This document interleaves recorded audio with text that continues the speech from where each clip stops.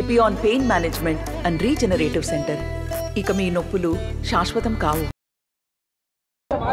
Medak Congress party అభ్యర్థి నీలం Madhu nomination సందర్భంగా రేవంత్ రెడ్డి వస్తున్న సందర్భంగా భారీ ఒక బైక్ ర్యాలీని కూడా చేపట్టింది. అందులో భాగంగా మైనంపల్లి హనుమంతరావు మనతో ఉన్నారు. సార్ చెప్పండి, ఈ ర్యాలీ విషయంలో చూసుకున్నట్టయితే రేవంత్ రెడ్డి వస్తున్నారు, ఎట్లా భవిష్యత్తులో అంటే ఎట్లా గెలవబోతున్నారని చెప్పొచ్చు? యువకులు ప్రజలందరూ కూడా బ్రహ్మాండంగా ఊహించని విధంగా మెదక్కు రావడం జరిగింది.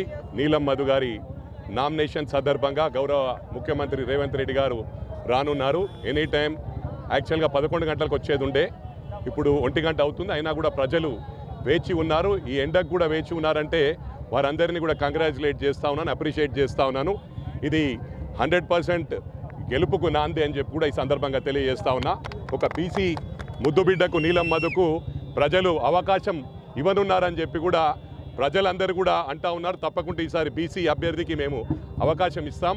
పేదవాడు మరి తల్లిదండ్రులు లేని నీలం మధుకు తప్పకుండా ఈసారి అవకాశం కల్పిస్తామని చెప్పి ఈ మెదక్ పార్లమెంట్ ప్రజలు నిర్ణయించుకున్నారు. తప్పకుండా ఢిల్లీకి పంపించడం ఖాయమని చెప్పి కూడా ఈ సందర్భంగా తెలియజేస్తా ఉన్నాం. అంటే మెదక్ సంబంధించి నియోజకవర్గం శాసనసభ్యునిగా మైనంపల్లి రోహిత్ రావు కూడా గతంలో గోల్డెన్ లెగ్ లాగా రేవంత్ రెడ్డి ఇక్కడికి రావడం జరిగింది, అప్పుడు గెలవడం జరిగింది. ఇప్పుడు కూడా ఎంపీ స్థానంలో కూడా గెలిచే అవకాశం ఉందని అనుకుంటున్నారా?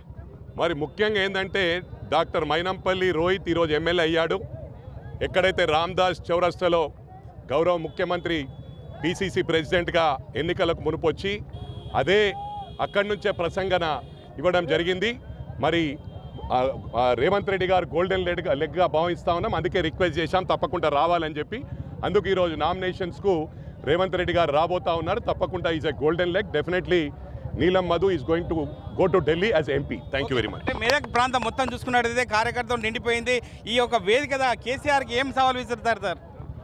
ముఖ్యంగా గమనించాలి, కేసీఆర్ దుకాణం ఆల్రెడీ బంద్ అయిపోయింది. బంద్ అయిన దుకాణం గురించి మాట్లాడే అవసరం లేదు.